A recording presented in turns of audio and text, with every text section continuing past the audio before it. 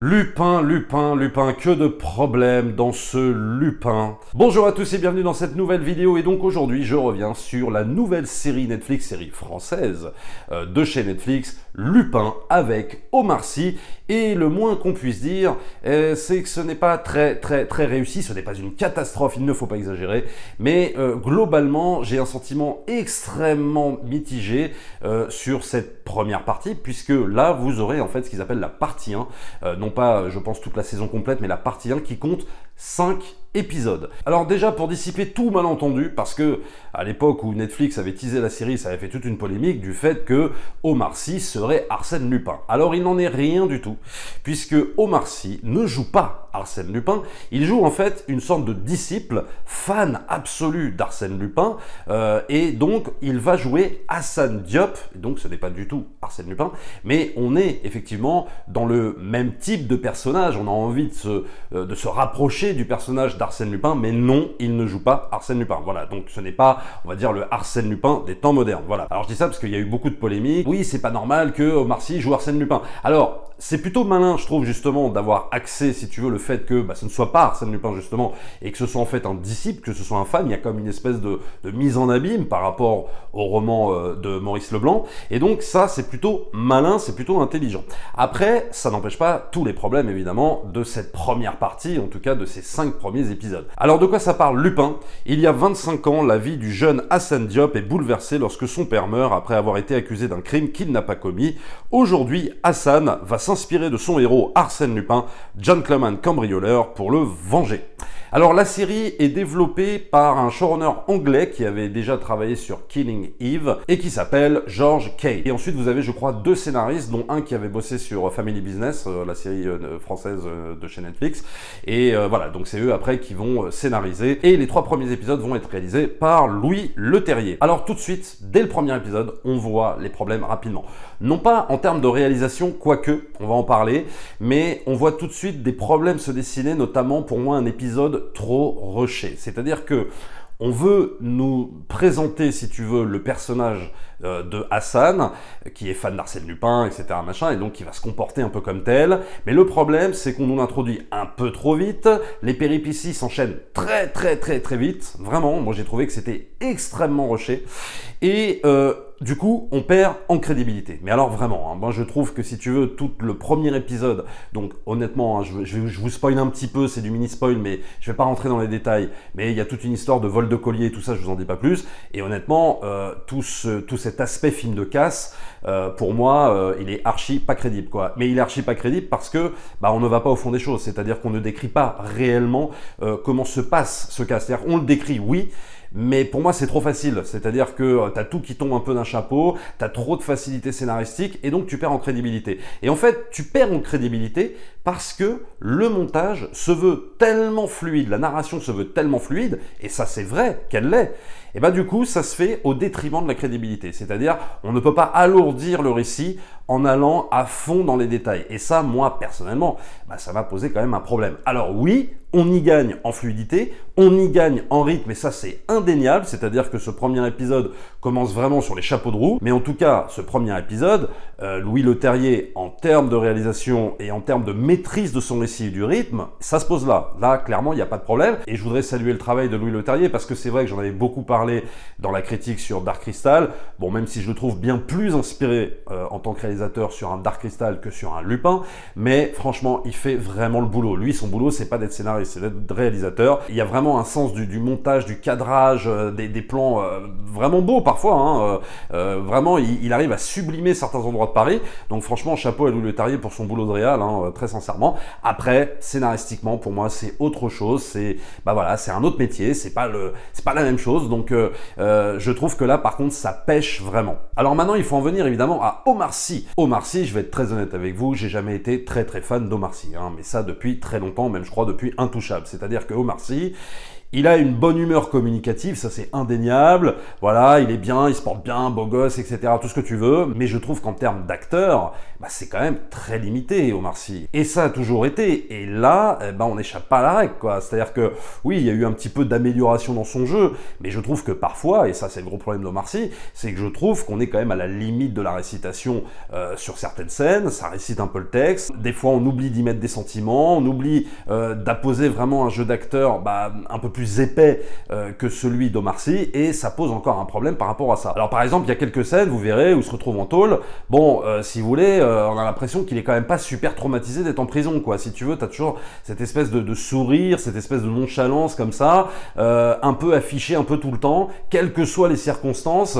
Alors quand c'est, je sais pas moi, pour acheter un collier qui vaut des millions d'euros, ok, pourquoi pas, mais à un moment donné, quand tu te retrouves en prison, je sais pas quoi, il y a peut-être une autre manière de le jouer, et je trouve que le problème, c'est qu'il n'apporte pas assez de différence dans son jeu, et donc moi, personnellement, ça me pose un véritable problème. Alors, je veux bien le côté gentleman, parce que on en est là, hein, gentleman cambrioleur, etc.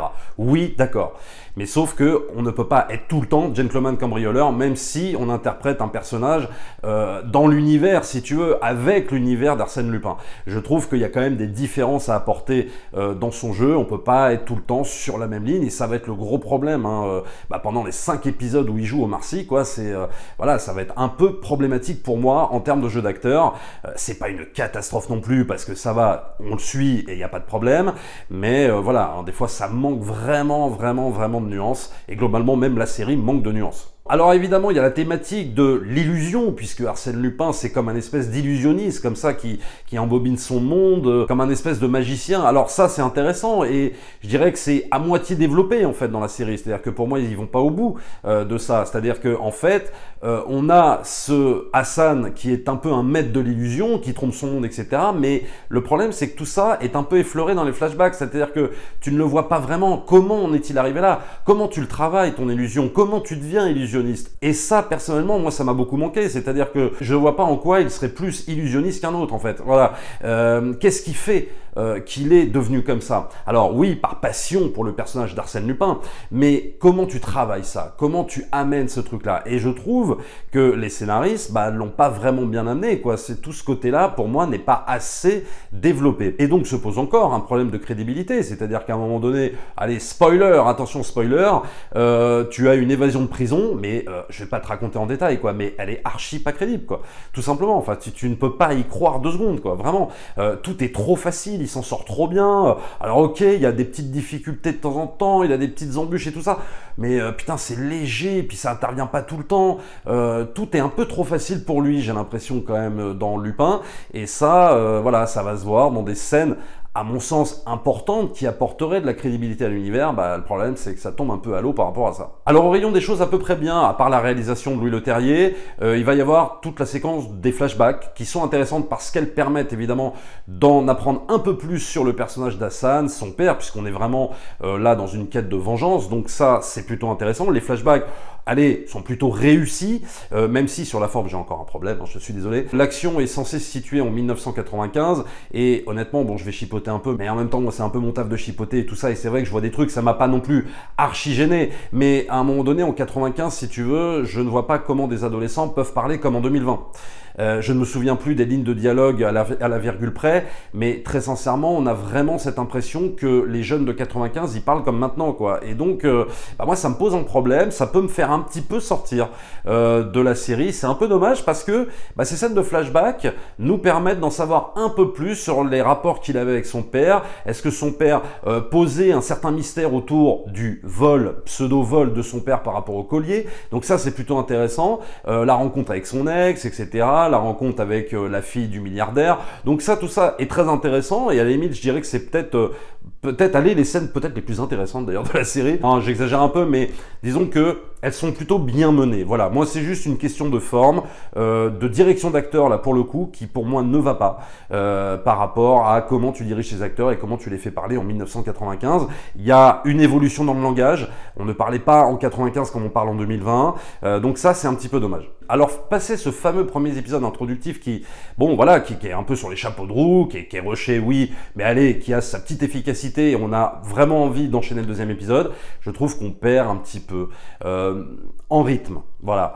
Au bout de la fin du deuxième épisode, ça commence un petit peu à descendre un petit peu en termes de rythme, ça commence à être un peu long, on nous refournit des informations qu'on avait déjà depuis des lustres, donc ça va rallonger des scènes, donc on perd en rythme, et ça c'est un peu dommage. Alors je crois que le Leterrier a réalisé juste les 3 premiers, et après c'est un autre réalisateur ou une réalisatrice, je sais plus, mais c'est vrai que là on sent une moins bonne maîtrise du montage, de la fluidité du récit, au fur et à mesure que les épisodes progressent. Il y a que, je dirais, peut-être sur le dernier, où il y a vraiment un sens de l'action qui est plutôt bien mené, voilà, jusqu'à la fin, jusqu'au cliffhanger final.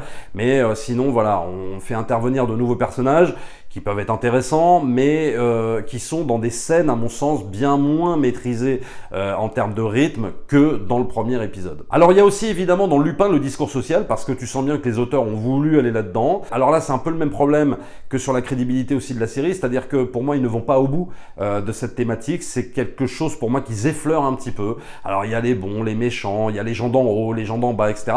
Tout ça est... Voilà, on le voit, on le sent, et on sent qu'ils veulent aller plus loin, mais qu'ils osent pas vraiment y aller. Alors peut-être oseront-ils aller un peu plus loin sur les thématiques sociales dans la deuxième partie, hein, peut-être quand il y aura la suite. Mais là, pour l'instant, moi j'ai trouvé ça quand même très très effleuré, quoi, tout ça. Alors on nous fait intervenir des personnages qui doivent faire tomber les puissants, etc. Ok, pourquoi pas, et le personnage est intéressant, celui de l'écrivain et tout ça qui est plutôt bien. Après, si tu veux, l'antagoniste, à savoir Pellegrini, bon, qui est donc le riche de la série, et alors, quand t'es riche dans Lupin, t'es forcément un raciste, t'es forcément détestable, et c'est un gros problème parce que du coup tu n'as pas de nuance. C'est-à-dire que moi je veux bien un bon méchant, oui, face au personnage d'Omar Sy, mais je pense qu'il faut quand même, pour faire un bon méchant, il faut lui apporter aussi des nuances quand même, et ne pas juste le rendre complètement que détestable, parce qu'à un moment donné, t'y crois moyen, quoi, voilà, tout simplement. Et donc ça empêche tout ça d'avoir un méchant jouissif, parce que comme il n'est que détestable et qu'il a un peu toutes les tares de la terre, bon, tu t'en fous un peu en fait, voilà. Et c'est ça qui est un peu dommage, ils auraient pu avoir là l'occasion justement de donner un véritable bel antagoniste à Hassan, et je trouve que là il rate aussi, quoi, et ça c'est un peu dommage. Alors après reste la fin qui est plutôt sympa, qui amène son petit lot de cliffhanger, bien, oui, bien mené, et encore, bon, encore des petits problèmes de direction d'acteur par rapport à Omar Sy pour moi. Bon voilà, avec le fils qui est enlevé, avec un des flics qui met la main sur Hassan, qui le démasque et tout ça, donc ok, on attend la suite, mais on n'est pas accroché à son siège en disant oh là là, j'en peux plus, vite, il faut que je vois la suite tout de suite, quoi, tu vois, c'est bon, c'est pas grave, même si c'est dans un an et demi, c'est pas, bon voilà, enfin pour moi je l'ai pas ressenti, si tu veux, comme un espèce de gros manque en fin de 5e épisode, où je me dis bon, ok, pourquoi pas, on verra la suite dans un an, bon, c'est pas très grave si on la voit pas tout de suite. Bon, c'est un peu le problème de cette série, quoi, c'est-à-dire que c'est un peu mi-figue mi-raisin, c'est pas vraiment, c'est pas une catastrophe, mais c'est pas bien non plus. C'est une série qui aurait pu avoir 1000 fois plus d'ambition, parce que sur la forme c'est quand même réussi, je dirais, c'est quand même réussi, c'est quand même soigné, mais après il reste tout l'aspect scénaristique. Alors soit le scénario a été tronqué, et on le sait parfois que certains réalisateurs aiment bien couper dans le scénario, un peu couper dans l'art du travail des scénaristes, hein. Ça c'est connu un petit peu dans le métier. Alors peut-être que ça ne s'est pas produit comme ça, moi j'en sais rien, j'étais pas sur le tournage, j'étais pas en production, mais on peut imaginer aussi que peut-être il y a des trucs scénaristiques qui ont été coupés, qui ont été rebossés, tout ça pour arranger un peu aussi le rythme, la réalisation, peut-être, voilà. Mais ça donne un peu cette impression, voilà, des fois de choses pas abouties, donc non, pour moi, ce n'est pas la réussite française de l'année. Voilà, je vais pas m'emballer dans ce sens, je suis désolé. C'est pas une catastrophe, mais ça aurait pu être tellement mieux, mais vraiment tellement mieux. Et voilà, il reste encore pour moi le problème Omar Sy, je le redis encore. Hein, c'est-à-dire que pour moi, c'est ok, il est super sympathique et tout, mais voilà, quoi. Hein, c'est très très très limite en termes de jeu d'acteur, quoi. Donc, va falloir un petit peu peut-être progresser. Je sais pas si le tournage n'est pas encore fini pour la deuxième partie, je sais pas. Mais en tout cas, voilà, il y a encore plein de choses à faire sur cette série. Encore plein de choses à régler, plein de problèmes. Voilà, dites-moi ce que vous en pensez dans les commentaires si vous avez vu ces 5 premiers épisodes. Abonnez-vous à la chaîne surtout, n'hésitez pas à la partager, liker comme d'habitude. Et nous, on se retrouve très très vite pour une prochaine vidéo. Ciao!